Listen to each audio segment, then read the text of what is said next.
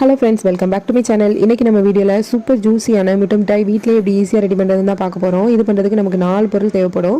So 200 gram வந்துட்டு sugar தேவைப்படும், 200 gram unsweetened Goa. இது வந்துட்டு நம்ம வீட்லேயுமே ரெடி பண்ணலாம். நான் வந்து கடையில் தான் வாங்கியிருக்கேன். ஸோ இதையுமே வந்துட்டு கட்டிகளே இல்லாமல் நல்லா வந்துட்டு பிரித்து எடுத்து வச்சுக்கோங்க. இது கூடவே 4 முட்டை உடச்சி ஊற்றணும். 1 by 1 ஊற்றி மிக்ஸ் பண்ணிங்கன்னா மிக்ஸ் பண்ணுறதுக்கு ஈஸியாக இருக்கும்.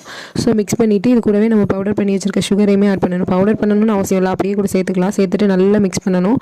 ஸோ இது மிக்ஸ் ஆகலை அப்படின்னா பீட்டர் வச்சு கூட கொஞ்சமாக பீட் பண்ணிவிட்டு இது கூட வந்துட்டு ஒரு 2 டேபிள் ஸ்பூன் அளவு கீ ஆட் பண்ணிவிட்டு அப்புறமா ஒரு பேன்லேயுமே கொஞ்சமாக கீ ஆட் பண்ணி அதை வந்துட்டு நம்ம சேர்த்து வச்சுருக்க மிக்ஸ் அதில் ஊற்றிட்டு ஒரு 3 to 5 மினிட்ஸ் வந்துட்டு லோ ஃப்ளேமில் குக் பண்ணி எடுத்துக்கோங்க. எடுத்துகிட்டு ட்ரேலையுமே கொஞ்சமாக நெய் ஆட் பண்ணிவிட்டு நம்ம குக் பண்ண அந்த பேட்டரை வந்து இதில் ஊற்றிட்டு 180 டிகிரிக்கு 50 மினிட்ஸ் பேக் பண்ணி எடுத்தோம் அப்படின்னா நம்மளோட சூப்பர் ஜூஸியான முட்டை மிட்டாய் ரெடி ஆயிரும். இது பேக் ஆகிறதுக்கு கொஞ்சம் டைம் ஆகும். நல்லா பேக் ஆகிற அளவுக்கு வெயிட் பண்ணிவிட்டு எடுத்துக்கோங்க.